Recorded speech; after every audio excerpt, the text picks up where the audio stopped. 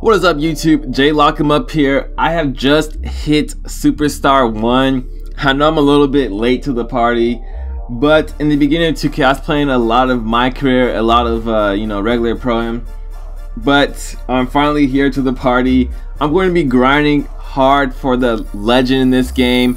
I never really gone for the top rep in Park, so this year I'm gonna go all out for it. So hopefully within the next few months I can get to that Superstar 3, get that mascot.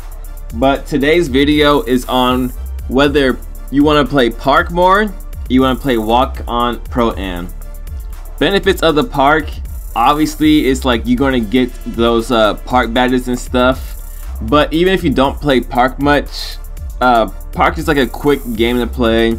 Play a couple games, get offline if you really want to. Pro-Am, you gotta invest a little bit of time when you go into this. But I'm going to put the numbers on the screen from what I came off of. Now I know it says 8 minutes per Park game, and this takes to account the wait time in between games.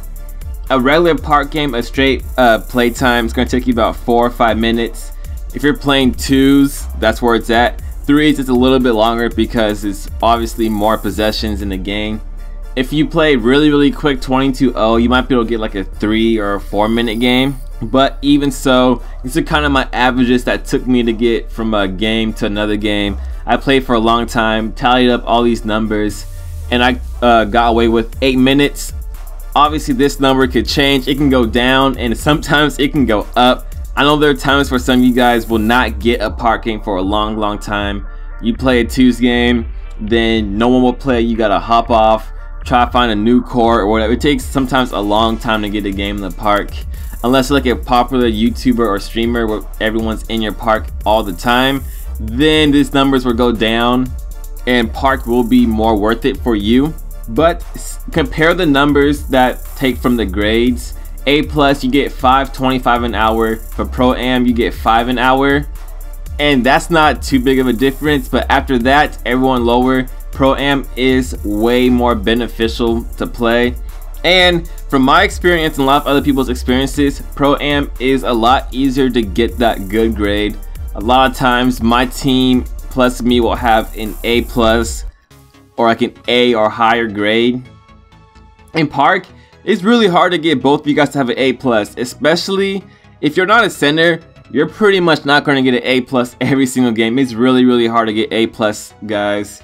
If you get like an assist every single time, if one teammate's getting an A+, most likely the other teammate isn't, unless the game's going for a long time. But if you 22-0 someone, yeah, it's hard to get an A+, guys. My average in the Park is a B+, and my average in Pro-Am is probably an A or A+, somewhere in that range.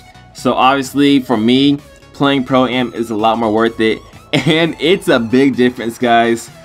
One day this plays strictly Park and one day play strictly Pro-Am, and you can feel the difference on how much better Pro-Am is. So guys, unless you are like a popular YouTuber or streamer that's getting game after game in Park, or if you're someone who straight up averages an A+ every time and you're winning a lot, Pro-Am is more worth it.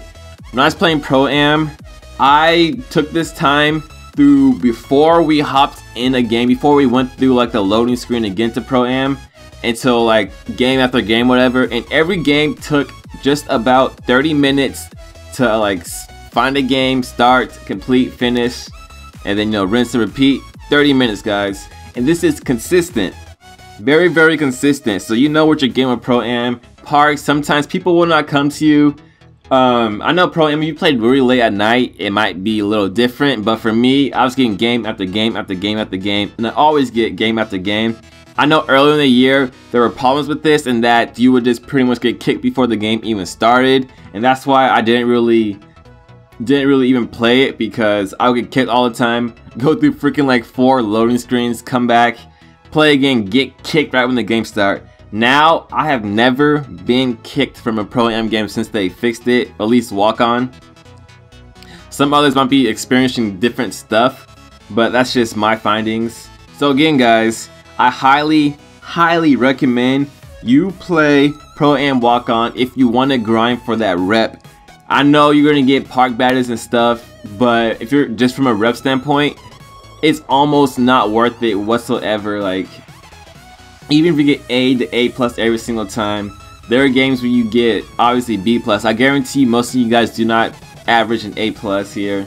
And then I'm not taking into account people getting freaking C's and B's and stuff. That decreases it by so much. After the B plus range, it kind of just diminishes pretty fast. So guys, I'm going to be playing a lot more Pro-Am. Just want to give you guys my findings, my numbers. I'm going to have a lot of gameplay coming soon. This slasher is freaking amazing. I've been dropping 30 plus points on people in like Pro-Am games against elite teams. Some of that gameplay is coming pretty soon. Thank you guys so much for your support. Please like, comment, and subscribe. Until next time, see you later.